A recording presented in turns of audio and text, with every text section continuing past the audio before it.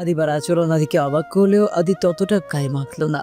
সে আদিবার জন্য রান্না করে তাকে খাইয়ে দিয়ে নামে মাত্র বিশ্রাম নিয়ে অফিসে ছুটল। যাই হয়ে যাক, আজ অফিস মিস করা যাবে না। আদির চোখে মুখে ক্লান্তির ছাপ, তবুও তা উপেক্ষা করে মিটিং রুমে ঢুকল। আদির মিটিং শুরু হতেই সশব্দে তার ফোন বেজে উঠল। মিটিংয়ের মাঝে ফোনের আওয়াজে সবাই মোটামুটি বিরক্ত হয়েছে, তবে আদি যেহেতু অফিসের বস তাই এইটুকু এখতিয়ার তার আছে। সে ফোনটা হাতে নিয়ে চোখ রাখতেই দেখল আদিবা ফোন করেছে। আদি তাড়াতাড়ি ফোন তুলে সাইডে গেল। হ্যালো আদিবা। তা নয় তোকে, আমার ভূতে ফোন করেছে আপনাকে? আদিবা, আমি মিটিংয়ে আছি, তোকে কিছুক্ষণ পর ফোন দিই। আমার যে মিটিং বেশি হলো আপনার কাছে? উফ, কী সব বলছিস? আপনিই তো বললেন। আমি বলেছি মিটিংটা শেষ করে কল দিব, কিন্তু আমি এখনই কথা বলতে চাই। বেশ, দরকারে কিছু বলার থাকলে বলে ফেল, সবাই আমার জন্য অপেক্ষা করছে। আমি আপনাকে ভালোবাসি। আদিবার কথায় আদি স্মিত হাসল, হাসি মুখে উত্তর দিল, আমি জানি। আর এর বিপরীতে আমি কি উত্তর দিব সেটাও তুই জানিস। আমি জানলে হবে তো নিজের মুখে উত্তর দিন। কি ছেলে মানুষই হচ্ছে। আমি মিটিং রুমে সবার সামনে কি করে বলবো? তার মানে বলবেন না? ছোট বাচ্চাদের মতো কি হচ্ছে এইসব? তুই কি ছোট বাচ্চা, বুঝিস না কিছু? স্বামীর সাথে আহ্লাদ করার বয়স আমার নেই, সেটাই বুঝতে চাইছেন? আদিবা, আমি ব্যস্ত আছি, এখন ঝগড়া করার পরিবেশ নেই। যা যা বলার আছে বাসায় ফিরলে বলিস। তাহলে এখনই ফিরে আসুন। মানে কি? আমার একা একা ভালো লাগছে না, প্লিজ আসুন না। তুই তো জানিস আজ আমার জরুরি কিছু মিটিং আছে, যত তাড়াতাড়ি সম্ভব শেষ করে চলে আসব। ঠিক আছে? এতক্ষণ আমি একা একা কি করব? আপনি এখনই চলে আসুন, প্লিজ প্লিজ প্লিজ। তুই কিন্তু এবার বাড়াবাড়ি করছিস আদিবা। যাই হোক, সবাই আমার জন্য অপেক্ষা করছে, রাখছি, পরে কথা হবে বলি আদিবাকে আর কিছু বলার সুযোগ না দিয়ে ফোনটা কেটে দিল আদি। আদি এসে মিটিংয়ে যোগ দিল। মিটিং চলাকালীন সময় আর কয়েকবার ফোন আসলো। বারবার ফোন বাজায়, সবাই বিরক্ত হচ্ছে, শুধু ভয়ে বলতে পারছে না। কিন্তু ম্যানেজার সাহেব বলেই বসলো, স্যার আপনি ফোনের ঝামেলা আগে মিটিয়ে নিন, এভাবে মিটিংয়ে মন বসাতে পারবেন না। ম্যানেজারের কথায় আদির মেজাজ খারাপ হয়ে গেল। এমনিতেই সারা রাত না ঘুমিয়ে মেজাজ খিটখিটে ছিল।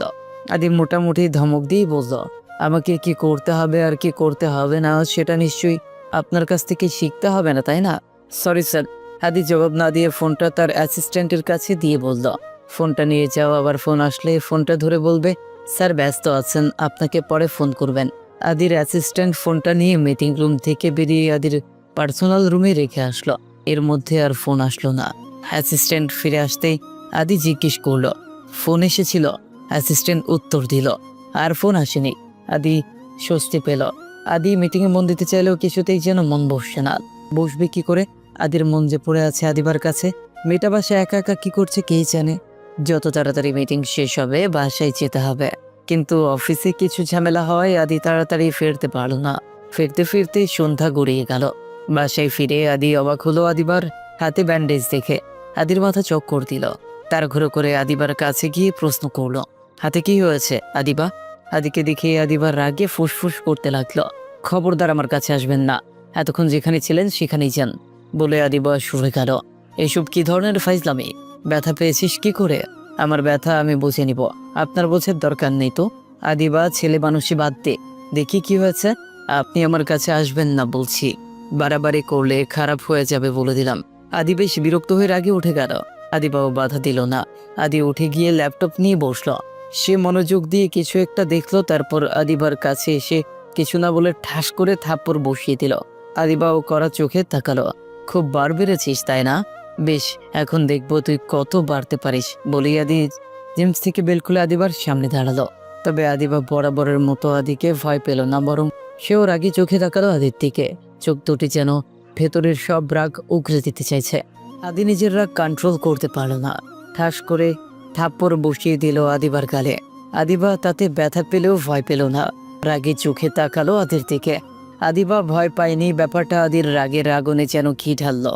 সে চেঁচিয়ে উঠল, এসবের মানে কি? কি চাইছিস তুই আদিবা? জবাব দে। আদিবা উত্তর দিল না। আদি আরো রেগে গিয়ে বলল, সবকিছুর একটা লিমিট থাকে, তুই সব সীমা পেরিয়ে গিয়েছিস। আমাকে আর রাগাস না, সামলাতে পারবি না, ভালোই ভালোই জবাব দে, হাত কেটেছিস কেন? আদি বেশি রেগে যাচ্ছে দেখে আদিবা উত্তর দিতে বাধ্য হলো। খটমট করে উত্তর দিল, কাটেনি, কেটে গেছে। আবার মিথ্যা বলিস? সিসিটিভিতে আমি সবই দেখেছি। এত জেদ তোর?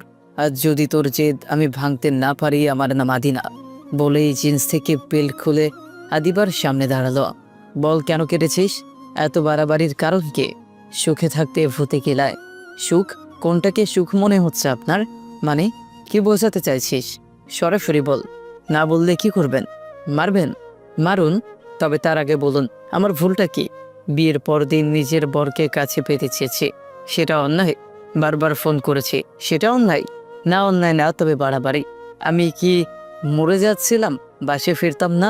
আমি বারবার বলেছিলাম আজ আমার একটু কাজ আছে, তারপরেও সারা রাত ফাইজলামি করেছিস, আর এখন হাত কেটেছিস। এভাবে আমার উপর টর্চার করার মানে কি? হাত আমার, ব্লাডও আমার। আপনার অসুবিধা কোথায়? আদিবা, তুই বাচ্চাদের মতো আচরণ কেন করছিস? এমন তো না যে আমি তোকে রেখে অন্য কাউকে সময় দিতে চলে গিয়েছি। এটা আমার প্রফেশন, তোকে সেটা বুঝতে হবে। বুঝলেই কি আর না বুঝলেই কি? আপনার কাছে আমার অভিমানের কোনো দাম আছে? মানে মানেটা বুঝলে অনেক আগেই বাসে ফিরতেন, রাতে ফিরতেন না। যাই হোক, নিচে যান, আমি খাবার দিচ্ছি। বিয়ে করে এনেছেন, দায়িত্ব তো পালন করতেই হবে। তা না হলে আবার কখন থাপ্পড়ও লাগাবেন কে জানে। আদিবা আদিবা কিছু না বলে নিচে চলে গেল। আদিও নিচে নামছিল ঠিক তখন বাসার কলিং বেল বেজে উঠল। আদিবা গিয়ে দরজা খুলল।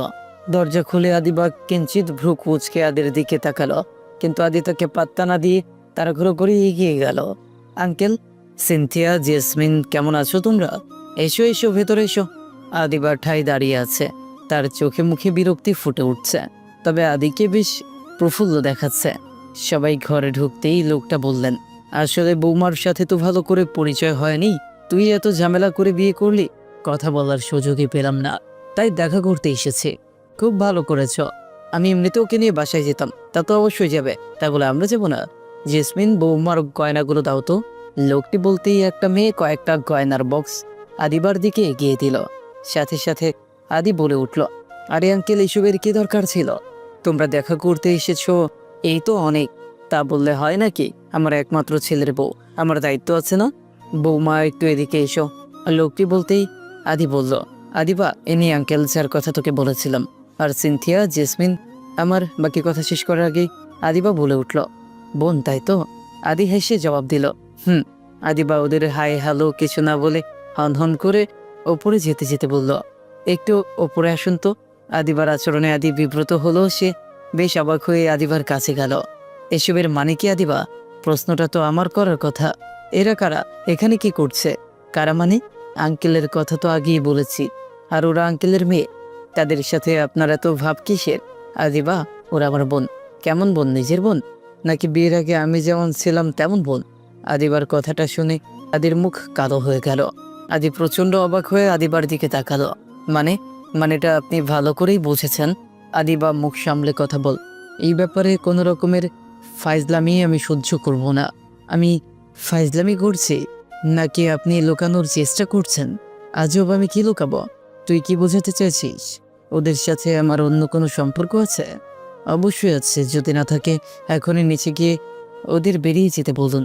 তোর মাথা ঠিক আছে? কি বলছিস বুঝতে পারছিস? ভুল বলছি? আপনার যে চরিত্র, দেশে গিয়ে 2 দিন থেকেছিলেন, তার মধ্যে আমার সাথে যা যা করেছেন, এদের সাথে 6 বছর থেকে কিছু করেননি, কিভাবে বিশ্বাস করি? যাই হোক, বিয়ের আগে যা করেছেন এখন আর সেসব সম্ভব না। ওদের এক্ষুনি বাসা থেকে বের করবেন, যান। আদিবার আচরণে হতবাক হয়ে গেল, সে উত্তর দিতে পারল না। এভাবে তাকিয়ে আছেন কেন? ও পারবেন না তাই তো? ঠিক আছে, আমি যাচ্ছি বলে আদিবা হন হন করে চলে গেল। আর আদি নিচে আসার আগেই আদিবার চেঁচানো কণ্ঠ কানে আসলো, বিয়ের আগে যেসব ফুর্তি করেছেন এখন থেকে এসব বন্ধ। আদির সাথে আপনারা আর কোনো যোগাযোগ রাখবেন না। রাখতে চাইলেও আমি রাখতে দিব না, বুঝেছেন? বেরিয়ে যান এখনই। বৌমা, তুমি এসব কি বলছো? আদি আমার ছেলের মতো, আর ওরা আদির বোন, সেটা আপনি বিশ্বাস করেন, আমি তো করি না। বেরিয়ে যান বলছি। আদিবার বাড়াবাড়ি দেখে আদি তাড়াতাড়ি ছুটে আসলো। আদিবা, তুই এসব কি করছিস? আঙ্কেল, ওর কথায় কিছু মনে করো না প্লিজ। আদিবা, ভেতরে চল বলে আদিবার হাত ধরতেই আদিবা চেঁচিয়ে উঠল, আপনি আমাকে ভেতরে না নিয়ে ওদের বেরিয়ে যেতে বলুন। আদির সমস্ত ধৈর্যের বাঁধ ভাঙল। সে আবারও আদিবার গালে থাপ্পড় বসিয়ে দিল।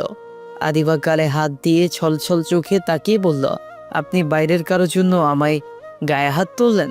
আদি দাঁতের দাঁত চেপে জবাব দিল, ওরা বাইরের কেউ না। তাহলে কি আমি বাইরে? মানে আপনি ওদের আর আমার মাঝে কাকে বেছে নেবেন? হয় ওদের বের করে দিন, অথবা আমি নিচে বেরিয়ে যাব। আদিবার কথা শেষ হতেই লোকটি বলে উঠল, ছি ছি বৌমা, তুমি এইসব কি বলছো? তোমাকে কোথাও যেতে হবে না, আমরা এখনই চলে যাচ্ছি, তুমি এত রাগ করো না। বলে ওরা চলে যেতে নিল। সাথে সাথে আদি দৃঢ় কণ্ঠে বলল, না আঙ্কেল, তোমরা কোথাও যাবে না। আদির কথা শুনে আদিবা আদির দিকে তাকালো। সে ভাবতেও পারেনি আদি এমন কিছু বুঝবে, তাই হতবাক হয়ে বলল, আপনি? পুরো কথা শেষ হওয়ার আগে আদি বলল, বাইরে যাওয়ার দরজাটা ওইদিকে। বলেই আদি আদিবাকে দরজা দেখিয়ে দিল। আদিবা আর কিছু না বলে কাঁদতে কাঁদতে দৌড়ে বাইরের দিকে ছুটল। সাথে সাথে লোকটি বলল, আদি কি করলে এটা? যাও এখনই বৌমাকে ফিরিয়ে আনো। না আঙ্কেল, আমি কোনোদিন অন্যায়ের সাথে আপোষ করিনি, আজও করব না। চিন্তা করো না, নিজের ভুল যখন বুঝতে পারবে তখন নিজে থেকেই ফিরে আসবে। আদি আদিবার পিছু পিছু গেল না। তারা সবাই মিলে অপেক্ষা করছিল আদিবার জন্য, কিন্তু আদিবার ফেরার নাম নেই। বেশ কিছুক্ষণ কেটে যাওয়ার পর জেসমিন বলল, আদি ভাই, আমার মনে হচ্ছে তুমি ভুল করছো। তোমার ভাবির কাছে যাওয়া উচিত। ভুল আমি করেছি নাকি আদিবা করেছে? আমি এখন ওকে আনতে গেলে ও নিজের ভুলটা কখনোই বুঝবে না। ওর উচিত নিজের থেকে নিজের ভুলটা অনুধাবন করা। কিন্তু আমার মনে হয় ভাবি তোমাকে একটু বেশি ভালোবাসে, তাই তুমি অন্য কোনো মেয়ের প্রতি ক্যারিং সেটা মানতে পারিনি, তাই বলে অযথা রিয়েক্ট করবে। অতিরিক্ত ভালোবাসায় এমন পসেসিভনেস দেখা যায়, এটাকে ভালোবাসা বলে না। ভালোবাসলে অপর পাশের মানুষটার কথা ভাবতে হয়। আদিবা এসেছে থেকে আমাকে একের পর এক প্রেশার দিয়ে যাচ্ছে। একদিনে ওর উপর থেকে তোমার মন উঠে গেল? আদি বিস্ময়ের চোখে জেসমিনের দিকে তাকালো। ভাই, আমি এভাবে বলতে চাইনি, কিন্তু তোমার আচরণে সেটাই প্রকাশ পাচ্ছে। না বলছে ফুলফাল বকবা না। তোমার কোনো ধারণা আছে আদিবা এসেছে থেকে কি কি করেছে? আমি অফিস থেকে একটু লেটে ফিরেছি বলে নিজের হাত কেটেছে। কি বলছো সব? সামান্য অফিসে যাওয়া নিয়ে? হ্যাঁ, এবার ভাবো কতটা ছেলে মানুষ। সত্যিই ভাবার কথা। একবার ভাবো, সামান্য কারণে যে হাত কাটতে পারে সে তোমার এমন আচরণ দেখে কি করবে? মানে, তুমি অন্য মেয়েদের জন্য তাকে বের করে দিয়েছো, এটা কি সে সহ্য করতে পারবে? সামান্য দেরি করে বাসায় আসায় যে নিজের ক্ষতি করতে পারে, সে এত বড় থাকার পর গাড়ির নিচে মাথা দিবে না তার কি গ্যারান্টি আছে? দেখা গেল ভাবে নিজের ভুল বোঝার আগেই কোনো অঘটন ঘটিয়ে ফেলল। না, বলে আদি চেঁচিয়ে উঠল, আমার আদিবার কিছু হতে পারে না। বলতে বলতে সে বাইরের দিকে ছুটল। তো এই পার্টটি এখানেই শেষ হয়ে গেল। পরের পার্টের লিঙ্ক কমেন্ট বক্সে দেওয়া আছে, সবাই কমেন্টে দেওয়া লিঙ্কে ক্লিক করে দেখেন এবং চ্যানেলটি সাবস্ক্রাইব করে দিবেন। ধন্যবাদ সবাইকে, সবাই ভালো থাকবেন।